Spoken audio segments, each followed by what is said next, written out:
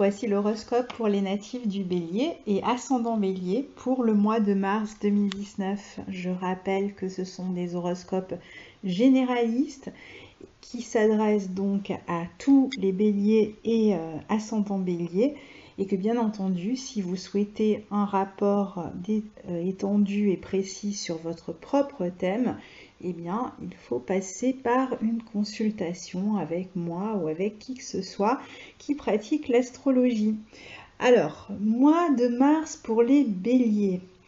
On démarre ce mois, ce 1er mars, avec un carré entre Vénus qui va quitter le signe du Capricorne dans votre secteur 10 et Uranus qui s'apprête à quitter votre signe définitivement le 6 de ce mois. Et donc pour terminer leur course, eh bien, ces deux planètes vont former un carré. Carré qui pourrait indiquer des ruptures de contrat pour certains, des ruptures dans certains accords aussi qui ont été passés au niveau professionnel. C'est pas forcément aussi important qu'un contrat, évidemment, tout dépend des points qui sont touchés dans votre thème, mais pour certains, ça va vraiment représenter une rupture de contrat, et puis pour d'autres, ça va être juste un accord qui a été passé avec un supérieur hiérarchique, par exemple, ou avec quiconque dans votre vie professionnelle, et qui finalement ne tient plus, ou alors vous arrivez au bout. En tout cas, il y a quelque chose d'un peu inattendu dans cet aspect. C'est aussi un bon aspect pour travailler en groupe, pour travailler avec d'autres personnes, mais avec cette notion un petit peu d'urgence, de rapidité, où on ne contrôle pas tout, il y a pas mal d'imprévus, d'inattendus, mais quand même une certaine effervescence. Pour certains, ça peut même parler de disputes au sujet d'argent, de promotion. Il peut y avoir des tensions, si par exemple on cherche à obtenir un poste ou une promotion. Ou alors on peut au contraire se montrer particulièrement présent parce qu'on cherche à obtenir une promotion. Pour ceux qui sont dans une période de rupture, alors ça touche a priori plutôt le travail, la vie professionnelle, mais pour certains ça peut même toucher la vie de couple. Ça pourrait être ressenti comme une libération, même si c'est déstabilisant, ça pourrait être à la fois déstabilisant et libérateur. Il peut y avoir aussi des nouvelles inattendues qui vont toucher un partenaire ou qui vont toucher un contrat ou voilà. Alors ensuite, passons à Mars, votre planète, c'est celle qui nous intéresse en premier lieu. Votre planète qui se trouve pendant tout le mois dans votre maison 2, dans le signe du Taureau, sauf le 31, le dernier jour du mois où elle passera en Gémeaux, mais on en parlera pour le mois d'avril. Donc pendant tout le mois de mars, votre planète, est dans votre maison 2 en Taureau, où elle sera rejointe par Uranus qui va y rentrer le 6 de ce mois. Donc tout ça dans votre maison 2. Mars, dans sa course, va former des aspects de trigone avec Saturne et Pluton qui sont dans votre secteur 10 et des aspects de sextile avec toutes les planètes en Poisson dont on va parler dans un instant qui se trouvent dans votre secteur 12. Le trigone avec Saturne aura lieu le 14 et celui avec Pluton le 20. Alors, on voit bien ici que l'aspect matériel est important. On va en reparler quand on va parler d'Uranus dans une seconde. Quand une planète aussi importante que Uranus rentre dans une maison, les premiers pas qu'elle effectue dans la maison sont toujours extrêmement déstabilisants. Et c'est là vraiment où elle apporte ses propriétés. C'est là où on est peut-être le plus déstabilisé, surtout quand il s'agit d'Uranus qui a ce pouvoir-là de modifier ce qui est en place, surtout dans quelque chose comme le signe du Taureau qui est bien fixe. Et donc là, on peut imaginer que quelque chose est en place depuis un certain temps. Et puis Uranus arrive et va jouer vraiment le rôle du courant d'air, du déstabilisateur, du renouveau aussi, ou parfois même de la rébellion, mais certainement pour vous permettre de vous renouveler dans votre vie matérielle. Mais je vais en parler dans un instant. Alors là, on avait déjà Mars. Mars, c'est votre planète et Mars n'est pas dans un signe de feu. Hein. Normalement, c'est votre planète. Il maîtrise un signe de feu, le bélier. Ici, il est en taureau. Il est beaucoup plus lent dans le signe du taureau, beaucoup moins spontané, beaucoup moins impulsif. Alors même si Mars en maison 2 a la réputation d'être un peu compulsif dans ses dépenses, ce qu'il fera certainement quand même, hein, en passant dans votre signe du taureau en maison 2, il a quand même une forme de prudence, de modération qu'il n'aurait pas dans un autre signe. Donc des dépenses, oui, mais pour des belles choses, pour se faire plaisir, peut-être des dépenses au sujet du corps, de son bien-être, au sujet de tout ce qui représente aussi l'alimentaire, ou de beaux objets que vous avez envie de vous offrir, ou alors si vous avez envie de développer certaines aptitudes et que vous avez par exemple envie de vous former, vous pourriez aussi dépenser de l'argent, ou pourquoi pas pour des voyages, puisque vous avez Jupiter en maison 9, donc formation, voyage, on peut dépenser de l'argent pour ces raisons-là en ce moment. Mars, dans votre secteur 2, cherche à améliorer sa vie matérielle aussi. Donc vous allez peut-être briguer une promotion, ou vous avez peut-être dans l'idée d'une mutation, par exemple avec Jupiter en maison 9, ou l'envie d'aller travailler à l'étranger, pourquoi pas. Et on va travailler dur avec ce Mars en taureau, hein, qui a des valeurs très pragmatiques, qui fait des choses concrètes, qui est déterminé, qui est persévérant.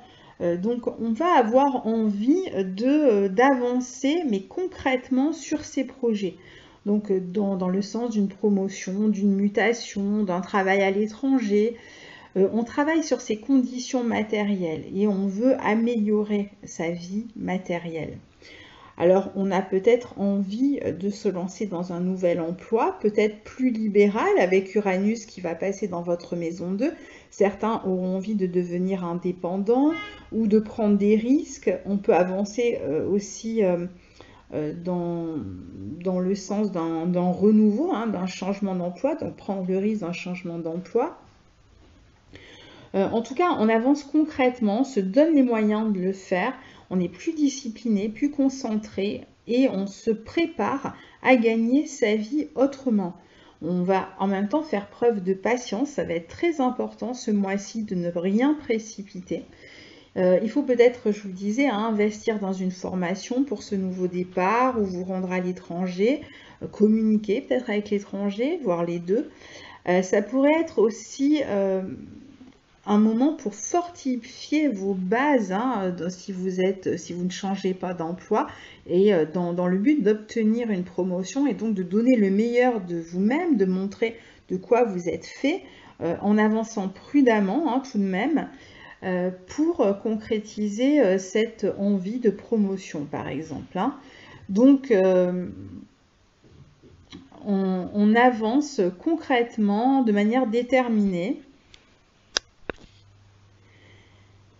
Alors, pourquoi on avance lentement? Eh bien, parce que on a ce mois-ci la nouvelle lune qui va avoir lieu en Poisson dans votre secteur 12, ce sera le 6 mars, où se trouve aussi Mercure qui lui rétrograde aussi dans votre secteur 12, dans lequel se trouve déjà Neptune, maître des Poissons, et qui sera, toutes ces planètes seront rejointes par Vénus en fin de mois. Donc ça fait beaucoup de monde dans votre secteur 12. Or le secteur 12 c'est la maison de l'ombre, de ce que l'on prépare qui est en gestation ou de ce que l'on termine. Donc ça veut dire qu'avant de pouvoir vous lancer vers tout ce qu'on vient de dire, il y a quelque chose à terminer ou quelque chose à préparer pour pouvoir vous lancer. Donc il est très probable que vos projets de renouveau ne soit pas pour ce mois-ci. Alors certains, on sait que le bélier n'est pas toujours très patient, même si là les énergies sont plus à la patience. C'est vrai que pour les énergies de feu, hein, comme le bélier, le lion, le sagittaire, ça va être un mois un peu lent, hein, et où tout le monde va, enfin tous ces signes de feu vont avoir tendance à être souvent irrités par la lenteur.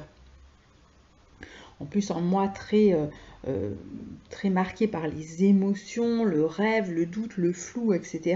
Ce ne sont pas forcément des émotions ou des sentiments dans lesquels les signes de feu se sentent à l'aise. Alors ici, donc, il va falloir se montrer patient, persévérant. Hein. Mars est dans un signe du Taureau, votre planète, donc c'est pas le moment encore de se lancer.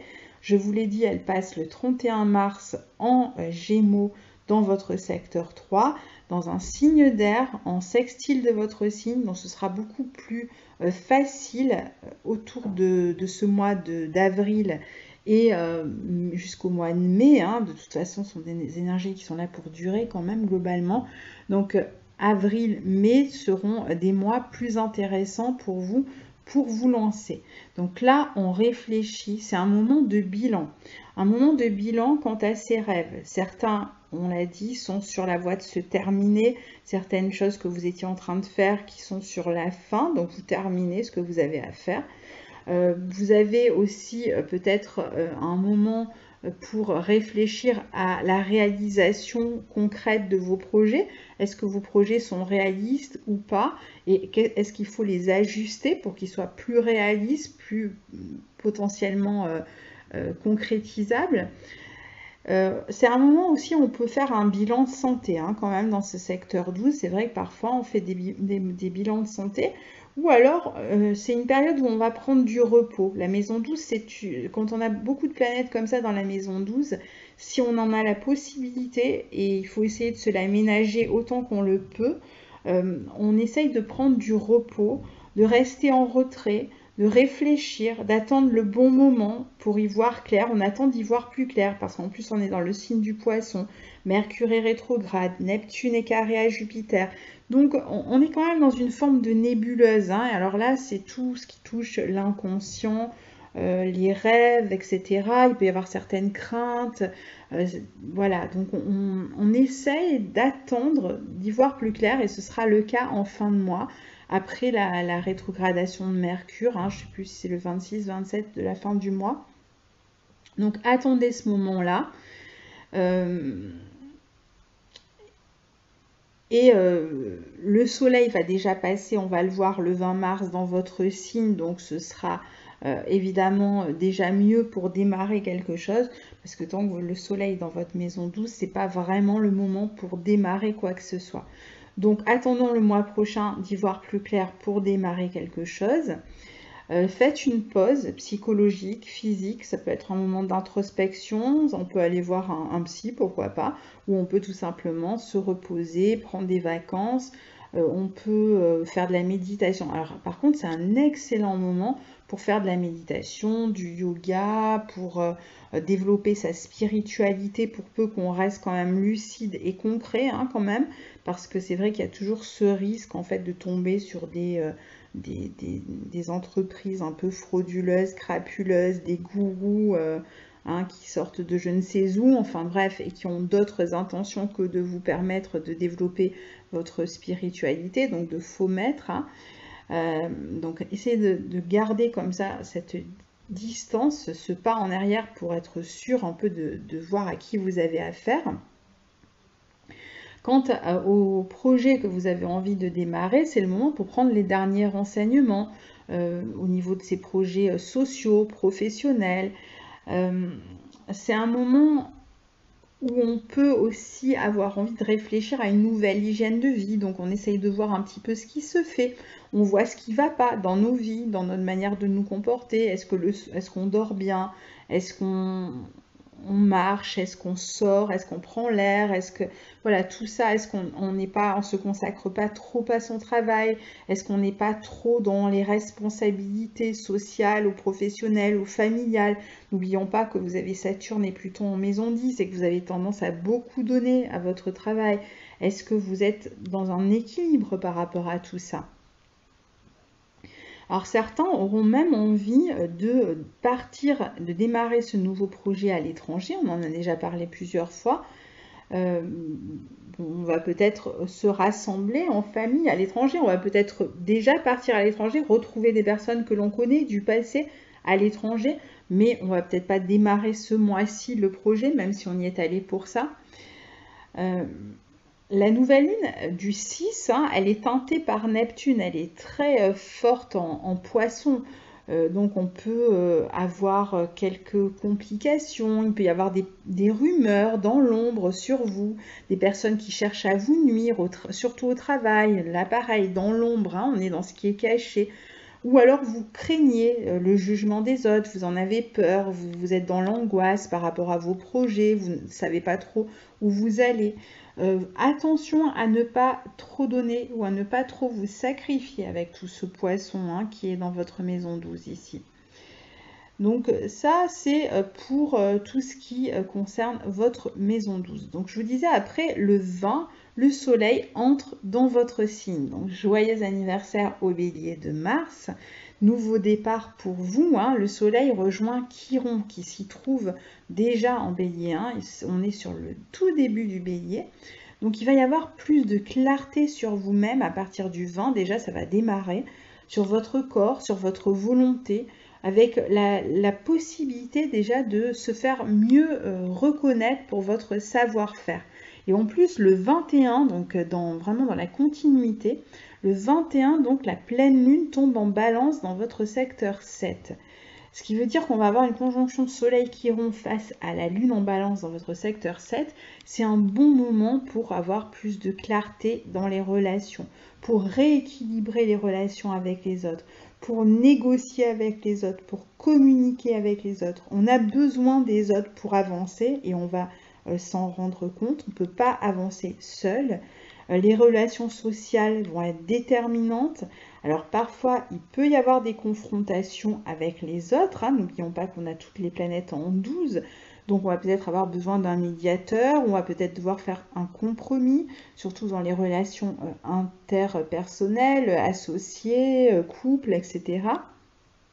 On peut avoir aussi besoin de la validation d'autrui pour avancer au sens propre. Validation, c'est-à-dire que vous attendez une autorisation ou alors tout simplement vous avez besoin du regard de l'autre, que l'autre valide vos projets et vous pourriez justement obtenir ça et c'est un peu comme si vous soigniez à travers la relation, ici à travers une forme de validation, d'assentiment de l'autre. Donc tout le mois après, tout le mois depuis le début du mois, quasiment le 2 je crois ou le 1 je sais plus, 1 ou 2 mars jusqu'au 26 mars, vous avez Vénus dans votre secteur 11 dans le signe du Verseau, au sextile de votre signe. Donc vous allez pouvoir compter tout de même sur l'aide des autres. Il va y avoir peut-être des personnes qui vont se présenter, qui pourront vous aider, qui auront envie de s'associer à vos projets, qui auront envie de travailler avec vous. Donc si vous lancez un nouveau projet, eh bien c'est bien de le faire avec d'autres, peut-être de ne pas le faire seul pour une fois, de vous relier à d'autres personnes à travers une association, à travers des discussions avec les autres, peut-être des personnes qui viennent vous soutenir, peut-être même matériellement. Alors au niveau affectif, cette Vénus dans cette maison 11, elle va plutôt favoriser les relations amicales avec peut-être de nouvelles relations qui vont entrer dans votre vie au niveau amical, avec des amis peut-être un peu marginaux, non conventionnels, ou alors ce sont des amis avec qui on a des projets professionnels. On peut aussi être beaucoup plus actif dans les loisirs avec les amis, sortir avec ses amis ce mois-ci. Mais on va être aussi beaucoup sensible au regard des autres, encore une fois, avec cette Vénus en maison 11.